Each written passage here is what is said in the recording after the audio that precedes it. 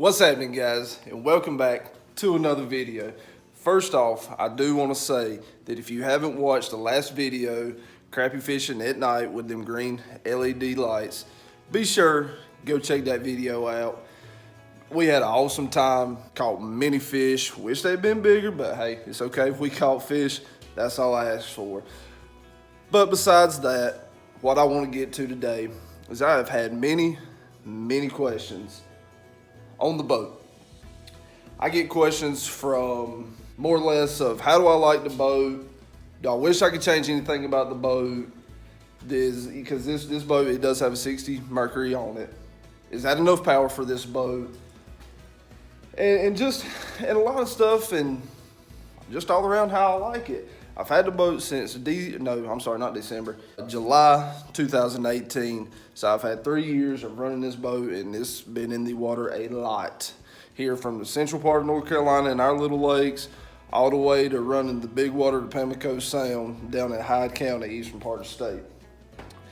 And I want to give y'all some likes, the dislikes, and I get a bunch of other questions of, maybe people are thinking about buying this boat and if they think it's a good purchase. And I'm going to let you know that in this video and break this whole boat down since I've been getting so many questions. All right, to start off, for those of you that don't know, this is a GRIZZLY Tracker 1860. 18 foot wide, 18 long, 60 inches wide. It is technically considered a little over 19 because it does have these nice pods on the back. Really helps in shallow water. But anyways, GRIZZLY Tracker 1860, and I am running the Mercury 4-stroke 60 horsepower. And what I want to do is start off with this engine. This engine is one heck of an engine. Very good on gas, because this boat does have a 19.2 gallon gas tank. Motor is very good on gas, and if you're running 3 people, plenty of horsepower. Speed's not everything, I get that. There are people who do like going fast, I get that too. Either one's fine with me. If you hadn't seen the last video, I did how fast does the 1860 run with 60 horsepower. It's just me and my son, about half a tank of gas. You can get about 37. 3 grown men in this boat, you're gonna average 34, 33 mile an hour. But maybe one thing that I would change about this boat is possibly upgrading that motor just a little bit. And the only reason I say that is this past year when we was at the Pamlico Sound duck hunting, when we got out there, the waves were nasty. The water was rough. We have 4 people in this boat, and I mean you can see all the gear over here. There's dozens upon dozens of decoys, layout blinds, 4 people, full tank of gas, all that. That is a lot of weight in this boat. And the only problem I had was when I'm needing to come out the hole, get over a wave or something, the power was there, but it took it a little bit to raise the bow of that boat up to knock the waves down. But once you got going, I'll tell you what, this boat handled flawlessly in that choppy water.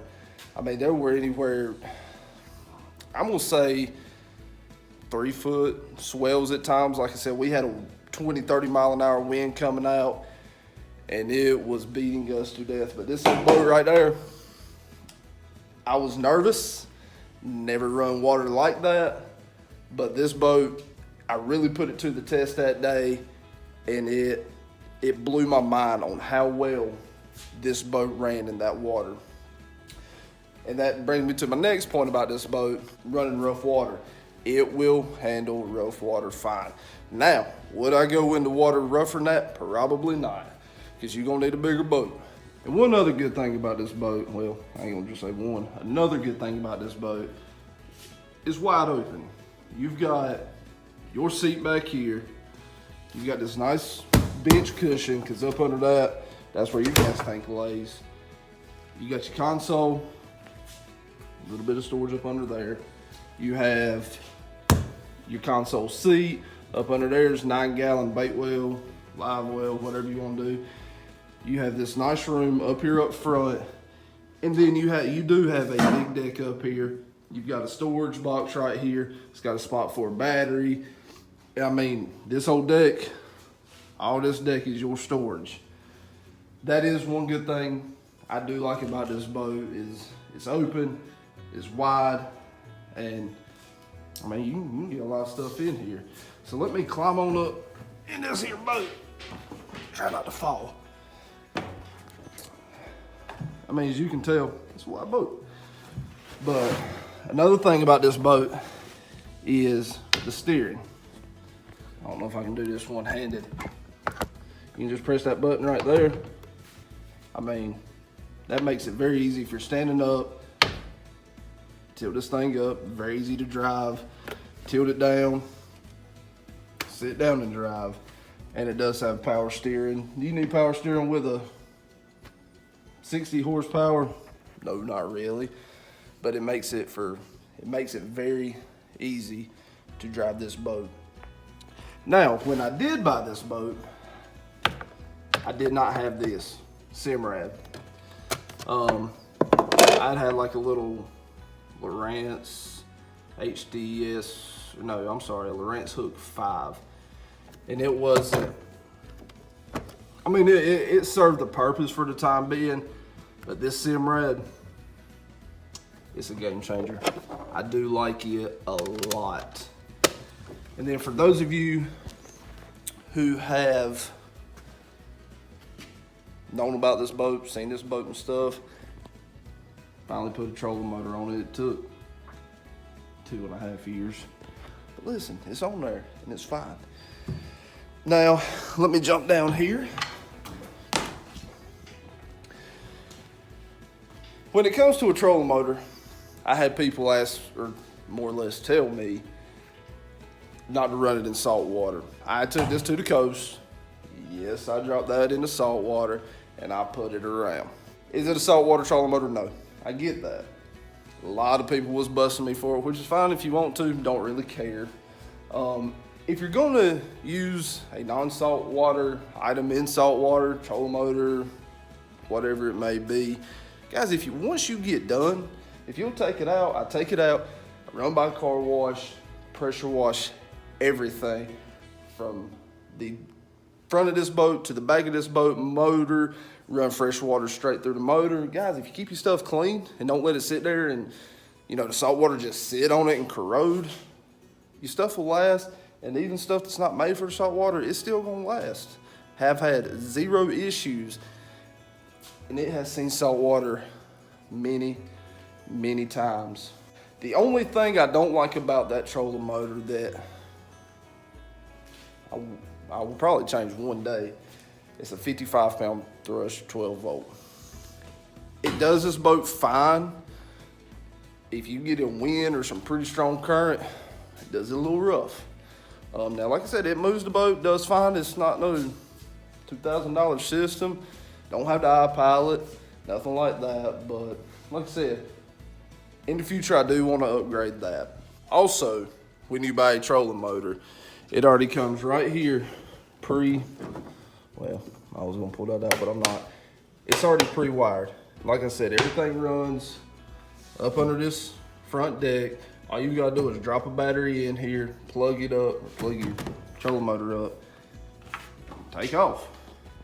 Take off, go fishing. Honestly, guys, I don't have much to say bad about this boat, if I'm being completely honest. One thing, for small kids, it does have the gunnels, the sidewall of this boat. They're pretty tall. But running your rough water and stuff, I would like them to maybe be, 24 inches. But that's small little things to me. This boat's a good boat. If you were thinking about buying a GRIZZLY Tracker, I say go ahead and do it. If you're wanting to upgrade to a 90 horsepower motor, do it. It ain't gonna hurt nothing. And I'll tell you, the only reason I did not upgrade to the 90, you're gonna spend an extra $3,000 or $4,000 going from a 60 to a 90. And you're gonna get maybe, I don't know it that great. I'm gonna say 6 to 10 miles more per hour. Now, what I was talking about at the coast, it may put you out of the hole quicker, which may help you out. But I thought, okay, it's $3,000, $4,000 worth just that couple extra miles per hour. I did notice, it was a while after I bought this boat, that the Mercuries, they do have these 75 four-strokes. I do not know how much more the 75 four-strokes are than the 60, maybe $1,500, maybe $2,000, don't really know. Maybe that could be an option for some of y'all if y'all are wanting to buy this boat. But for me, do I regret putting a 60 on it and nothing bigger? No. Because I've seen what this 60 can do, I've seen what it's done, and honestly, I'm more than happy with it. But I hope I have been able to answer some questions that some may have, and some may be new when y'all watch this, and you know, maybe I'm answering some questions y'all have. If you're thinking about going to buy one of these boats, I say, you know, do it. I love it. It fits my family very good. There's 4 of us. Well, one, he only about 6 months old, but it's gonna fit 4 of us. And man, it's just it's all around good boat. It's all welded. You know, there's foam in it. It's just a good boat. And one thing I did want to show y'all, I don't know if you can tell, right here, this little track system. All you gotta do is get these 1/4-inch bolts, pop in, and you can put anything you want to the side of this boat. There's no drilling into this boat, no messing it up. And then the good thing is after fishing season, take all them rod holders off. And I ain't even got to mess with it. Just take the bolts off, put everything up. In the wintertime, springtime rolls back around, put it back on.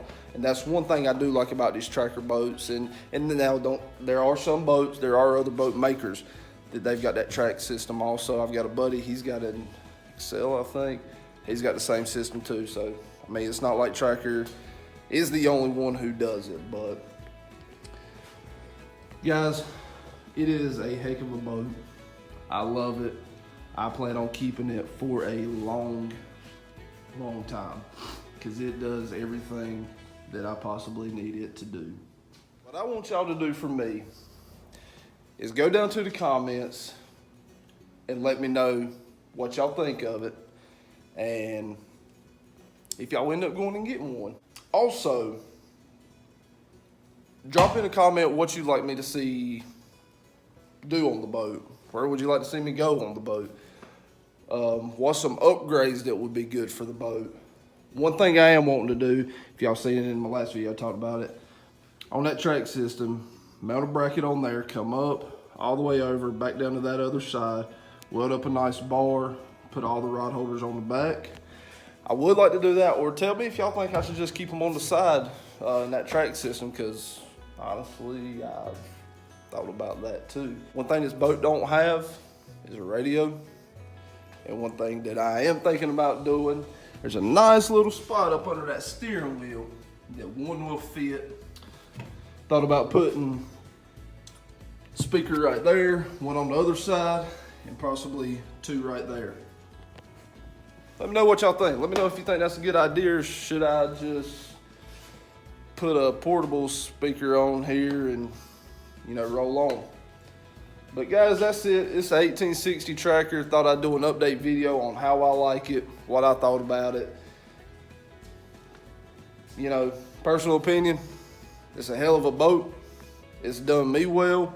I've had 0 engine issues in the 3 years. Each year, take it to the shop. All fluid was flushed, new fluid was put in, keep it washed out. I mean, it's a little messy now because of last night, but that's besides the point. Take care of your stuff, guys. it will last. Zero issues, and I can't wait to see what else how much happiness this boat's gonna bring me and my family. But guys, I appreciate y'all watching. Let me know what you think of it, if you go and buy one, how you like it. And guys, that's pretty much it. And until next time, we'll see you.